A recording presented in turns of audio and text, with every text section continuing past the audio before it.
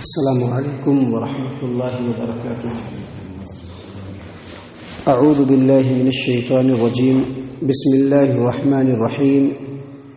وَلَقَدْ أَنزَلْنَا إِلَيْكَ آيَاتٍ بَيِّنَاتٍ وَمَا يَكْفُرُ بِهَا إِلَّا الْفَاسِقُونَ أَوَكُلَّمَا عَاهَدُوا عَهْدًا نَبَذَهُ فَرِيقٌ مِّنْهُمْ بَلْ أَكْثَرُهُمْ لَا يُؤْمِنُونَ وَلَمَّا جَاءَهُمْ رَسُولٌ مِّنْ عِندِ اللَّهِ مُصَدِّقٌ لِّمَا مَعَهُمْ نَبَذَ فَرِيقٌ مِّنَ الَّذِينَ أُوتُوا الْكِتَابَ كِتَابَ اللَّهِ وَرَاءَ ظُهُورِهِمْ كَأَنَّهُمْ لَا يَعْلَمُونَ۔ محترم سامعین کرام، سورۃ البقرہ سورہ نمبر 2 اور اسی سورت سے آیت نمبر 99، 100، 101، یہ تین آیات یعنی 99، 100، 101، یہ تین آیات آپ کے سامنے تلاوت کی گئی۔ سامعین کرام، اللہ تبارک و تعالیٰ نے فرمایا، جو پہلی آیت کریمہ آج تلاوت کی گئی آیت نمبر 90 پر 9 یعنی 99، اس میں اللہ تبارک و تعالیٰ نے محمد عربی صلی اللہ علیہ وسلم کو مخاطب کرتے ہوئے فرمایا، وَلَقَدْ أَنزَلْنَا إِلَيْكَ آيَاتٍ بَيِّنَاتٍ وَمَا يَكْفُرُ بِهَا إِلَّا الْفَاسِقُونَ۔ اے محمد صلی اللہ علیہ وسلم، ہم نے آپ کی طرف بالکل واضح اور روشن آیات نازل فرمائی، اور ان آیات کا انکار صرف نافرمان لوگ ہی کرتے ہیں۔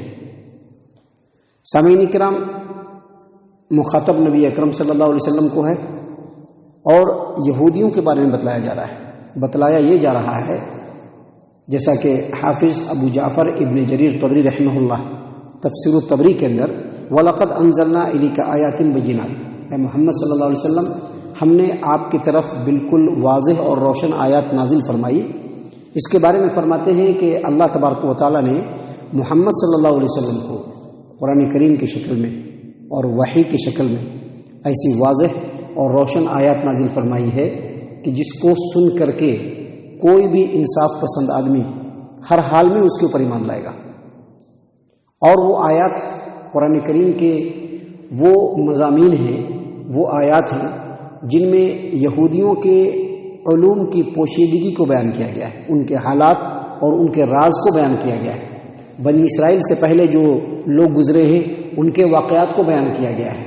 اسی طرح سے پچھلے اور اگلے تمام لوگوں کے احکام کو بیان کیا گیا ہے۔ اسی طرح سے یہودیوں نے ان کے اوپر جو کتاب نازل ہوئی توریت اور انجیل، ان کے اندر کیسے پھیر بدل کیا، ان تمام چیزوں کو اللہ تبارک و تعالیٰ نے اس قرآن کریم کے اندر بالکل واضح کر دیا ہے۔ تو یہ ایسی آیات ہیں، یہ ایسی روشن دلیلیں ہیں کہ جن کو سن لینے کے بعد جس آدمی کے فطرت کے اندر سلامتی ہوگی، جو آدمی انصاف والا ہوگا، وہ ہر حال میں اس قرآن کریم کو اور نبی اکرم صلی اللہ علیہ وسلم کے اوپر نازل ہونے والے آیات اور بینات کو اوپر ضرور ایمان لائے گا۔ کون ایمان نہیں لائے گا؟ جو نافرمان ہوگا۔ اللہ تبارک و تعالیٰ نے کیا فرمایا؟ وَمَا يَكْفُرُ بِهَا إِلَّا الْفَاسِقُونَ۔ یہ جو قرآن کریم ہے یا جو اللہ کے رسول صلی اللہ علیہ وسلم پر نازل ہوا ہے، اس پر ایمان وہی نہیں لائے گا جو نافرمان ہوگا۔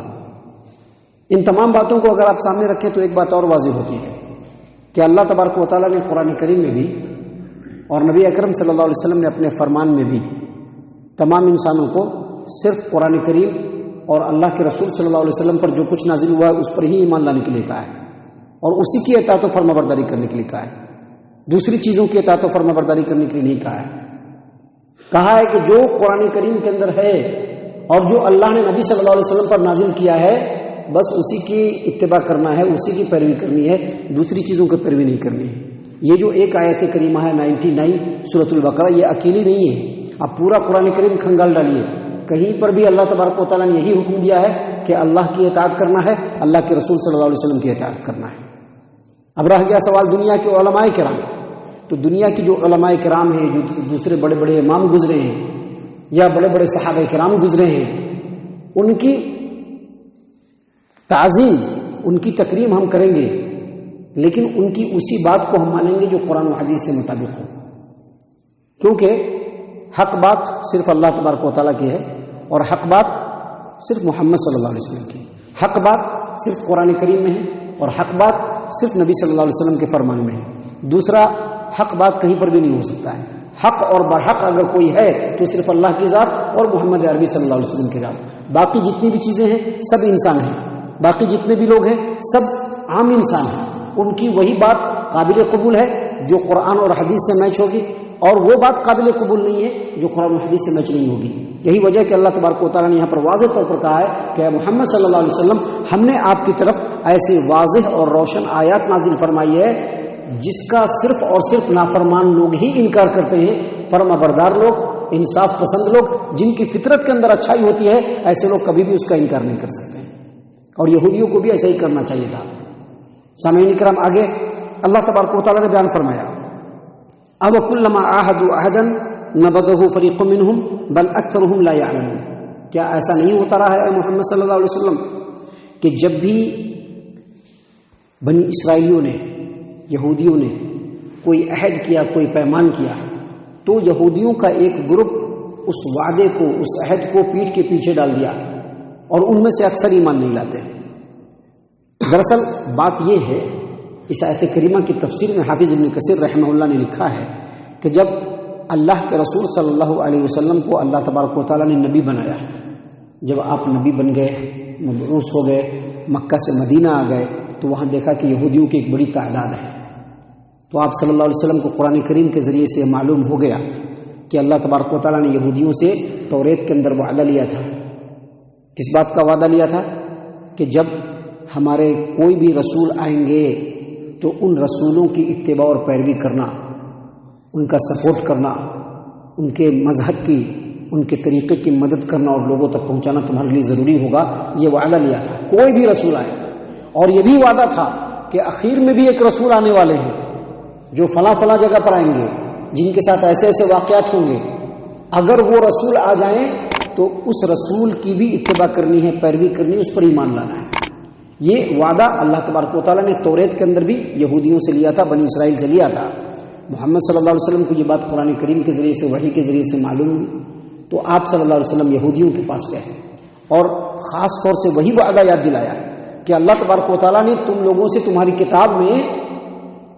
کتاب میں اللہ تبارک و تعالیٰ نے تم لوگوں سے وعدہ لیا تھا کہ جب محمد عربی صلی اللہ علیہ وسلم نبی بن کر کے آئے تو ان پر ایمان لانا، اب اس وعدے کو پورا کرو۔ تو فوراً یہودیوں نے کیا کہا کہ نہیں، اللہ تبارک و تعالیٰ نے کوئی وعدہ ہم سے نہیں لیا ہے۔ تو اللہ نے فوراً یہ آیت کریمہ نازل کی۔ کیا نازل کی؟ او کلما عاہدوا عہدا نبذہ فریق منہم بل اکثرہم لا یؤمنون۔ اللہ تبارک و تعالیٰ نے فرمایا کہ یہ کوئی نئی بات نہیں کہ آپ نے جو ان کو وعدہ یاد دلایا تو وہ توڑ دے رہے، نہیں، جب بھی ان سے کوئی وعدہ لیا گیا تو اس وعدے کو انہوں نے ضرور توڑا۔ یہودیوں سے جب بھی کوئی وعدہ لیا گیا، جب بھی اللہ تبارک و تعالیٰ نے کسی رسول کو بھیجا اور یہودیوں سے کوئی وعدہ لیا تو اس وعدے کو ان لوگوں نے ضرور توڑا۔ اللہ تبارک و تعالیٰ نے فرمایا بل اکثرہم لا یؤمنون، ان میں سے اکثر بے ایمان ہیں۔ امام ابن ابی حاتم نے تفسیر ابن ابی حاتم کے اندر، یہ جو امام لوگوں کا جو میں نام لیتا ہوں نا، یہ کوئی آج کل کے امام صاحب لوگ نہیں ہے، یہ کچھ ایسے امام ہیں جو چاروں امام سے بھی پہلے کے ہیں، صحابی کے بعد کے امام ہیں جنہوں نے صحابی سے علم حاصل کیا۔ ایسے لوگوں، ایسے اماموں کی میں بات کر رہا ہوں۔ یہ مت سمجھیے گا کہ ہم جو اہل حدیث ہیں ہم اماموں کو نہیں مانتے، ایسے نہیں، اماموں کو مانتے ہیں۔ امام کی قدر و قیمت اور ان کی قدر و منزلت ہماری نظر میں بہت بڑھ کر کے ہے، کیونکہ علم انہی کے ذریعے سے آیا ہے۔ پیارے رسول صلی اللہ علیہ وسلم کا جو علم ہے انہی کے ذریعے سے آیا۔ ہاں، ہم لوگ کسی ایک امام کو خاص نہیں کرتے ہیں کہ ایک امام کو خاص کر لیا بس انہی کے پیچھے چل رہے ہیں، ان کی بات قرآن کے مطابق ہو تب بھی لے لیں گے، ان کی بات قرآن اور حدیث کے مطابق نہیں ہو تب بھی ہم لے لیں گے۔ ہم ایسا نہیں کر سکتے ہیں۔ وہ ایک امام نہیں دنیا میں آئے، دنیا میں بے شمار امام آئے ہیں، سبوں نے اللہ کے رسول صلی اللہ علیہ وسلم کے دین کو پھیلایا ہے، قرآن کو پھیلایا ہے، حدیث کو پھیلایا ہے، اللہ کے رسول صلی اللہ علیہ وسلم کی تعلیمات کو پھیلایا ہے۔ تو یہاں پر جو آیت کریمہ ہے بل اکثرہم لا یؤمنون، ان میں سے اکثر بے ایمان ہیں، اس کے بارے میں امام ابن ابی حاتم نے تفسیر ابن ابی حاتم کے اندر حسن بصری رحمہ اللہ، جو کہ بہت بڑے تابعی ہیں جنہوں نے صحابی سے علم حاصل کیا ہے، حسن بصری رحمہ اللہ فرماتے ہیں کہ دنیا کی تاریخ میں کوئی ایسا عہد، کوئی ایسا وعدہ نہیں ہے جو بنی اسرائیلیوں سے لیا گیا ہو اور جس وعدے کو انہوں نے توڑا نہیں ہو۔ ہر وعدے کو توڑا، آج ایک وعدہ کرتے، کل اس وعدے کو توڑ دیتے. لہٰذا نبی صلی اللہ علیہ وسلم آپ کو گھبرانے کی ضرورت نہیں، ان کا یہی حال ہے. اسی لیے اللہ تبارک و تعالیٰ نے فرمایا وَكُلَّمَا عَاهَدُوا عَهْدًا نَبَذَهُ فَرِيقٌ مِّنْهُمْ بَلْ أَكْثَرُهُمْ لَا يُؤْمِنُونَ. کیا ایسا نہیں ہوتا رہا کہ جب بھی ان سے کوئی وعدہ لیا گیا تو یہودیوں کے ایک گروپ نے اس وعدے کو توڑ دیا اور ان میں سے اکثر ایمان نہیں لاتے. سامعین کرام، جو آخری آیت کریمہ آج تلاوت کی گئی آیت نمبر 101، اس میں اللہ تبارک و تعالیٰ نے فرمایا وَلَمَّا جَاءَهُمْ رَسُولٌ مِّنْ عِنْدِ اللَّهِ مُصَدِّقٌ لِّمَا مَعَهُمْ نَبَذَ فَرِيقٌ مِّنَ الَّذِينَ أُوتُوا الْكِتَابَ كِتَابَ اللَّهِ وَرَاءَ ظُهُورِهِمْ كَأَنَّهُمْ لَا يَعْلَمُونَ. اور جب کبھی ان کے پاس اللہ کی طرف سے کوئی رسول آتا، جو رسول ان کے پاس جو موجود کتاب ہے توریت اس کی تصدیق کرتا، تو اللہ تبارک و تعالیٰ فرماتے ہیں نبذ فریق من الذین اوتوا الکتاب، تو اہل کتاب میں سے ایک گروپ خود اپنے ہی کتاب کو پیٹ کے پیچھے ڈال دیتا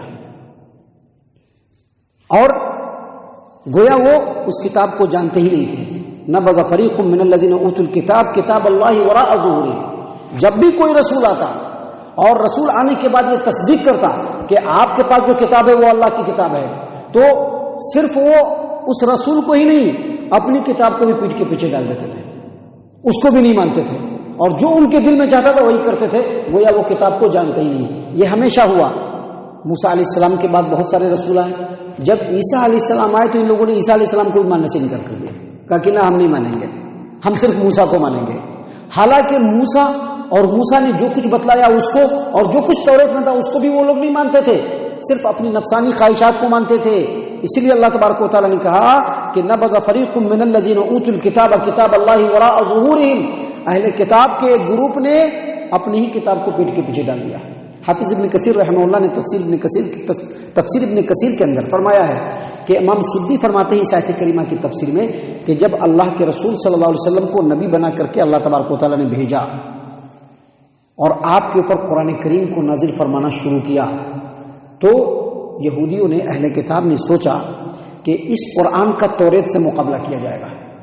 لیکن جب توریت کو کھول کر کے پڑھنا شروع کیا اور قرآن کریم کے مضمون کو پڑھ کر کے قرآن کریم کی باتوں کو پڑھنا شروع کیا تو حیرت میں پڑ گئے کہ جو بات قرآن میں وہی توریت کے اندر ہے، اب کیسے مقابلہ ہوگا؟ اب تو جو کچھ قرآن میں نازل ہو رہا ہے وہ تو توریت کے اندر بھی ہے، جو حکم توریت کے اندر دیا گیا ہے وہی قرآن کے اندر بھی ہے، اب کیا کیا جائے؟ انہوں نے کیا کیا، بس توریت کو سائڈ لگا دیا، بس اب ہم کو توریت بھی نہیں چاہیے، اور جادو ٹونا ادھر ادھر کے پیچھے پڑ گئے. محترم سامعین کرام، آگے اس کی پوری تفصیل ہے، لیکن بتلانا یہاں پر مقصود یہ ہے کہ یہ حال صرف یہودیوں کا نہیں ہے، ہر دور میں ایسے انسان ہوتے رہے ہیں جن کے سامنے اللہ کی کتاب آتی ہے نہیں مانتے ہیں، بس اپنی نفسانی خواہشات کو مانتے ہیں.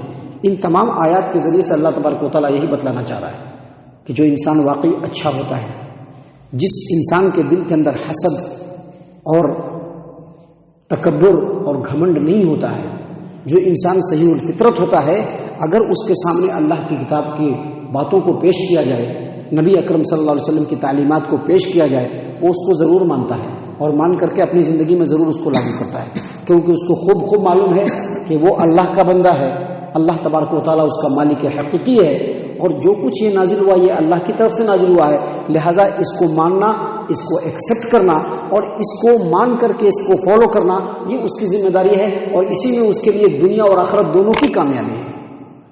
اللہ تعالیٰ سے دعا ہے کہ اللہ تعالیٰ ہم تمام کو ان تمام باتوں کے اوپر خوب ٹھنڈے دل سے غور و فکر اور تدبر کرنے کی توفیق عنایت فرمائے. اللہ تبارک و تعالیٰ ہم تمام کو صحیح معنوں میں پکا سچا مومن مسلمان بنائے. اللہ اور اس کے رسول صلی اللہ علیہ وسلم کی اتباع اور پیروی کرنے کی توفیق عنایت فرمائے. صحابہ کرام رضی اللہ عنہم کے طریقے پر چلائے. بزرگان دین جو حق پہ قائم رہے، اللہ تبارک و تعالیٰ ہمیں بھی انہی کے نقش قدم پر چلنے والا بنائے. جنت الفردوس میں جگہ عطا فرمائے. اے اللہ ہم تمام کو جہنم سے پناہ دے. اے رب العالمین ہم تمام کو جہنم سے پناہ دے. اے مالک الملک ہم تمام کو جہنم سے پناہ دے. آمین یا رب العالمین. وما علینا الا البلاغ المبین.